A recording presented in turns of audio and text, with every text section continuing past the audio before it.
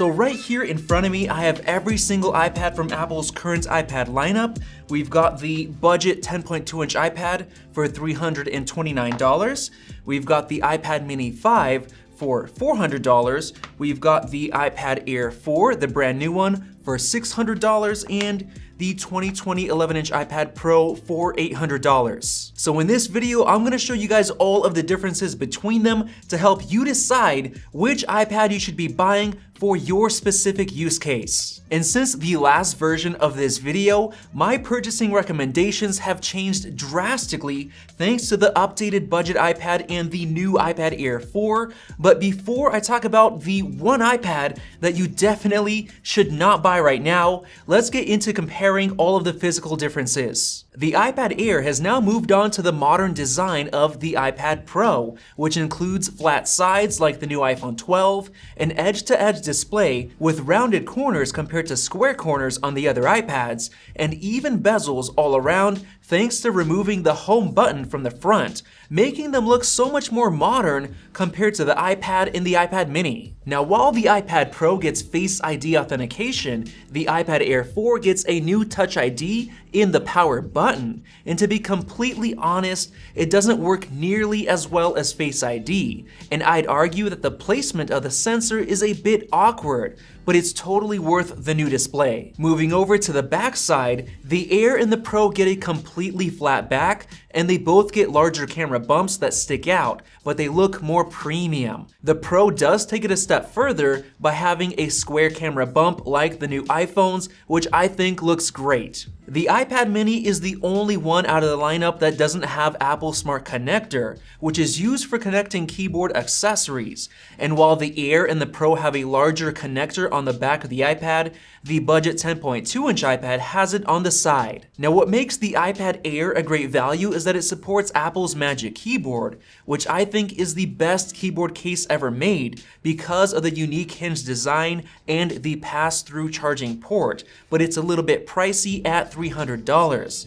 Thankfully, Logitech has excellent folio and combo touch keyboards for each iPad other than the Mini because it's just too small. In terms of the speakers, both the Air and the Pro get speaker grills on both the top and the bottom, but only the Pro has quad speakers, with the Air simply having one speaker on each side, which is still better than the budget iPad and the Mini, which only get speaker grills on the bottom, leading to much worse audio quality, as you'll see in just a minute in our speaker comparison. The Air and the Pro both get USB-C ports, which is the best case scenario compared to Lightning on the other two, since it gives you better accessory support. And it's also important to note that the Pro's USB-C port is twice as fast as the one on the Air. As far as the chargers that come in the box, the iPad Mini is the only one that doesn't get Apple's new 20-watt charger.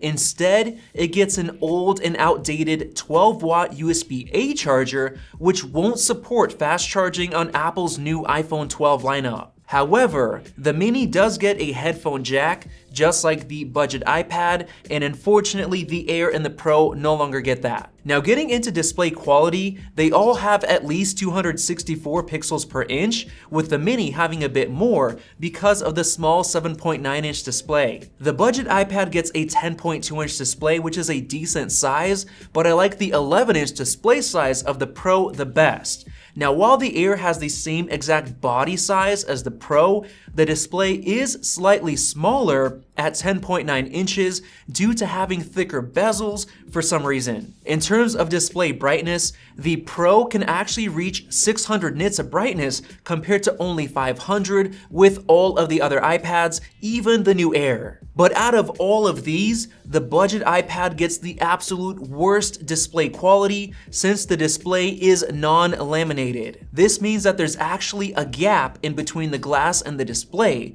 which can be noticeable by looking at it from the side, and it also makes it feel a bit hollow instead of solid like the rest of the iPads. The budget iPad is also much more reflective compared to the others, which have anti-reflective coatings. And taking it even further, the budget iPad lacks True Tone technology, which automatically adjusts the white balance of the display to match your surroundings, and it doesn't support P3 wide colors either, so the color accuracy isn't as good as on the other iPads. Now, while the display on the iPad Air seems like it matches the iPad Pro, the Air is actually missing 120Hz ProMotion technology, which allows the display to automatically adjust between 24Hz and 120Hz based on what you're doing, like playing a game that supports 120 frames per second. And as you can see from this slow motion clip between the Air and the Pro, the display on the Pro is super smooth for scrolling and everything else. ProMotion also greatly reduces the latency of the Apple Pencil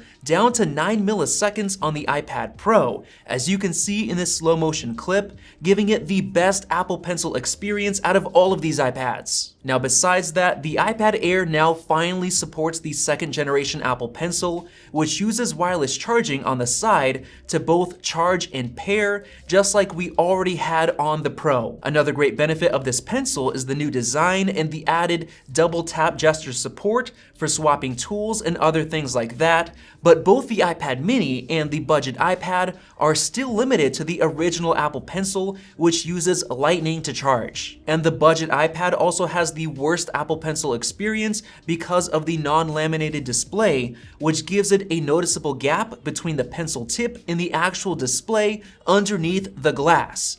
And with that, let's finally get into our speaker comparison.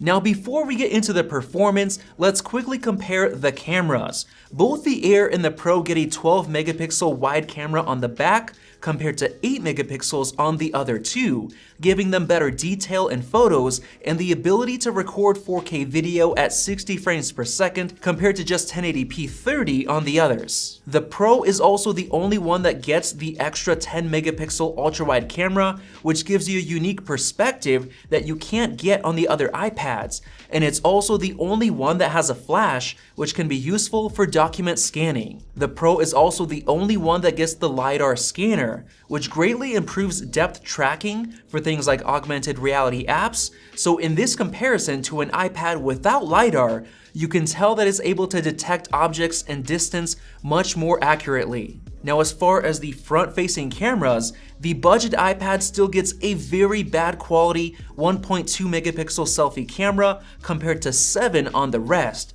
So selfies are gonna look quite worse, especially compared to the Pro, which uses Face ID sensors to enable portrait mode. The iPad Pro also gets 5 microphones compared to 2 mics on the rest of these iPads, so it should sound much better as well, as you can hear in this comparison. This is the webcam and microphone quality on the 2020 10.2-inch budget iPad. This is the webcam and microphone quality on the iPad mini 5. This is the webcam and microphone quality on the 2020 iPad Air 4. And this is the webcam and microphone quality on the 2020 iPad Pro. Now let's finally get into performance. Both the budget iPad and the iPad mini only get 3 gigabytes of RAM compared to 4 on the Air and 6 on the Pro. As far as the chips, the budget iPad and the mini have the A12 Bionic chip from the iPhone XS, while the Air has the brand new A14 chip from the iPhone 12 lineup, and the iPad Pro has the super powerful A12Z chip. Comparing single-core performance in Geekbench 5,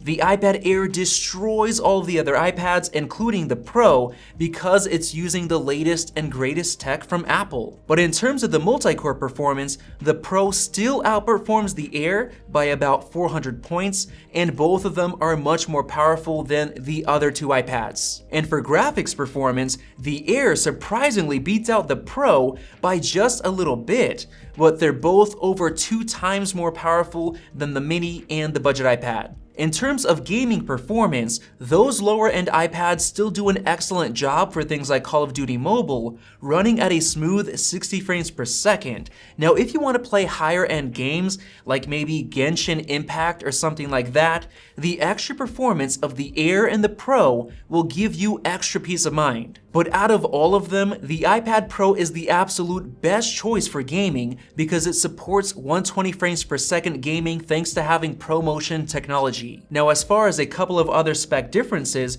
the budget iPad gets Bluetooth 4.2 compared to 5.0 on the others, and this year, the new iPad Air 4 gets Wi-Fi 6, just like the iPad Pro, and as for the battery life, Apple rates them at the same 10 hours like they always do. Now, with all of that said, let's finally get into my purchasing recommendations, starting with who should buy the budget 10.2-inch iPad and why. The value of this iPad jumped through the roof this year because it went from the old A10 chip to the A12, which means it feels much more snappy for everything from navigation, using apps, and playing games, since we got a solid 60 FPS in Call of Duty Mobile. And because of the $329 price, it's an absolutely great choice for kids and teens, since they probably won't mind the worst quality non-laminated display, but that's also a plus because it's much cheaper and easier to replace. Not only that, but the budget iPad is also great for adults for working from home, since you can get a full laptop replacement package for much cheaper than any other iPad by buying the Logitech Combo Touch Keyboard case, which comes with a trackpad, so it basically turns it into a budget MacBook. And by the way, the budget 10.2-inch iPad is now on sale on Amazon for only $300 by using the link down below in the video description, but I'd personally recommend going for the 128 gig model if you're going to be playing games or downloading large apps. Now, moving on to the iPad mini, even though it's only $70 more expensive than the budget iPad, it's actually by far the worst value out of all of the iPads this year. It's not any faster than the budget iPad since they both have the same A12 chip. And while you do get a better laminated display, it's many times worse than the iPad Air 4 for $200 more for a number of different reasons, like having the old design and supporting the old Apple Pencil. And on top of that, the Mini is the only iPad that doesn't come with a smart connector, so it doesn't support high-quality keyboard cases. But by far, the biggest reason you should not buy the Mini is because there have been leaks and rumors of a completely redesigned 8.5-inch iPad Mini 6 coming in the first half of next year. So if you buy this Mini right now, you're probably going to be disappointed when you see the new redesign. However, if you don't really care about that, the Mini is still a great choice for kids and teens since it's smaller, so it's easier to hold in your hands while playing games. Now, moving on to the brand new iPad Air 4, this one is in a pretty weird spot. At $600, it sits right in between the Mini and the iPad Pro for $800. Yes, it gets the brand new design with support for the new pencil, it gets the USB-C port, which is awesome, and it gets support for the Magic Keyboard case, which is the best case ever made. So from the looks of it, it looks like an iPad Pro killer. But once you dig a little bit deeper, you'll start to see how many downsides it has compared to the Pro, which I'll mention in just a minute. But the biggest downside of the Air is that while it gets the A14 chip with killer graphics performance, you can't use it to the full potential because the Air does not have 120Hz ProMotion tech. Because of that, the gaming performance is similar to the cheaper iPads, which is a bit disappointing. And on top of that, it only comes with 64 gigs of storage compared to 128 on the Pro. So if you want more, you have to go straight to 256 gigs, which brings the price up to $750, basically right in iPad Pro territory. So honestly, there are only a few reasons why anybody should buy the new Air. The first reason is if you want that new redesign instead of buying the cheaper iPads, which will start to look outdated very soon. The second reason is if you want that A14 chip that's going to have software support for many more years. The third reason is if you have a hard limit of $600 to spend on an iPad, so you can't justify going for the Pro. And finally, the Air is a great choice if you really just want the Magic Keyboard case, since you can get it for a total of $900 with the Air instead of $1,100 with the Pro. And now finally, let's get into who should be buying the iPad Pro. If you want the best and most premium tablet ever made, this is the one to get. And if you take gaming seriously, then this iPad is the one to buy because it's the only one with a 120Hz display, and it's got basically the same graphics power as the Air. But on top of that, it has the highest multi-core CPU performance, and it comes with 6 gigs of RAM compared to 4 on the Air and 3 on the cheaper iPads. It's also got by far the best speakers and microphone quality. The bezels are thinner than on the Air, and the USB-C port is twice as fast. The display also gets brighter than any other iPad. It's basically the best of the best, and it comes with 128 gigs of storage, which is actually a solid amount that most people will be completely fine with, even gamers. And on top of that, the 11-inch model is now on sale for $750 on Amazon, which is a killer deal for what you get. And don't forget that there's also the larger 12.9-inch model if you really want to replace your laptop. However, the final thing to consider is that we should be seeing a new iPad Pro with the A14X chip within half a year. And I believe that the performance on that iPad Pro is gonna be mind-blowing, so keep that in mind as well. So there you guys go, there are all of the differences between these iPads, and if this video helped you make a decision, feel free to use the links down below to help this channel out. And if it didn't help you, go ahead and comment down below, and I'm gonna reach out and comment and help you decide which one to buy. And definitely check out our full iPad Air versus iPad Pro comparison video right over there. Thank you guys for watching, and we'll see you in the next one.